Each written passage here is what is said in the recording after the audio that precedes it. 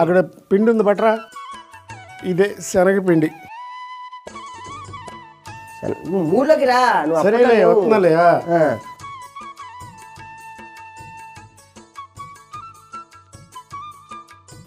బియ్య పిండి తెచ్చావా?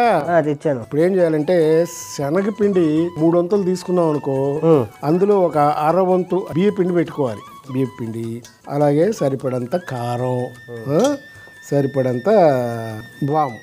ఇప్పుడు ఏం చేయాలంటే ముందు కాస్త ఉప్పు వేసుకోవాలి. ఉప్పు పట్టరా. బాబాయ్ చల్లగుద్దులు అంటే ఏంటి? చల్ల అంటే మజ్జిగ, గుద్దు అంటే చిలుక్కుంటాం కదా, కవం అంటారే దాన్ని. ఇక్కడ కొంత ప్రాంతాల్లో చల్లగుత్తులు అంటారు. అక్కడ ఉంది చూడు, చల్లగుత్త ఉంటుంది పట్రా. బాబాయ్ ఇదా రోజు ఫ్లేవర్ అంటారు? గులాబీలు అంటామే ఇవే. మీ పెద్దబాబాయ్ చేసి ఉంటాడు కదా, స్వీట్ చేశాడు. ఇప్పుడు నేనేమో కొంచెం వెరైటీగా ఉండాలని హాట్ చేస్తున్నాను అనమాట. ఇప్పుడు ఏంటంటే ఇది ఇలా పెట్టు. సరే ఇప్పుడు ఏం చేయాలంటే మనం ముందు నూనె పెట్టేసి, నూనె కాగాలి, టైం పడుతుంది.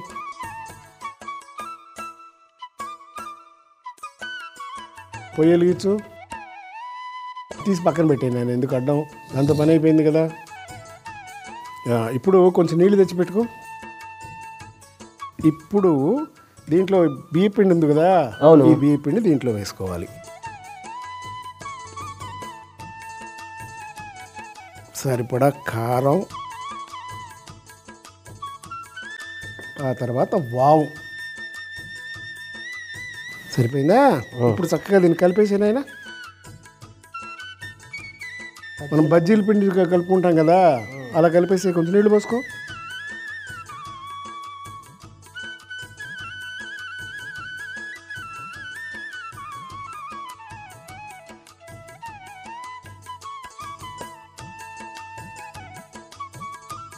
అబ్బాయి అలా 5 నిమిషాలు పక్కన పెట్టేస్తే కొంచెం ఊరాలి.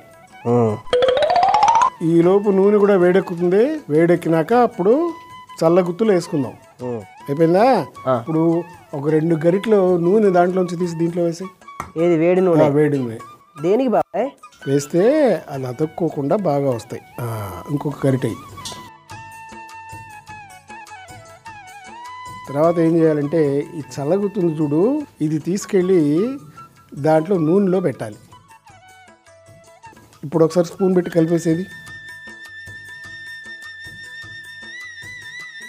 అబ్బాయి అది బయట తీసుకొచ్చి దీంట్లో మరీ ఎక్కువగా పెంచు, కొద్దిగానే.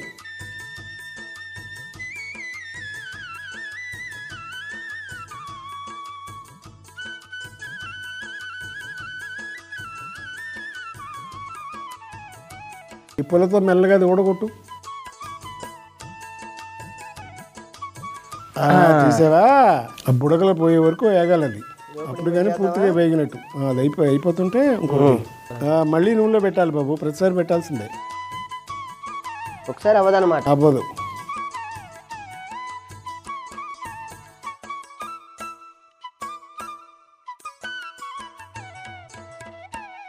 అది ఉడిపోయింది, తీసి.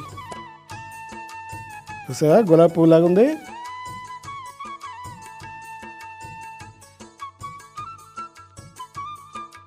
వచ్చేసిందా?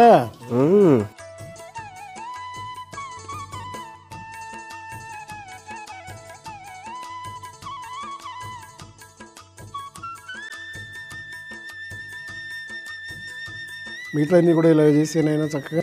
ఓకే బాబాయ్, నువ్వు ఎలా అంటే అలాగా.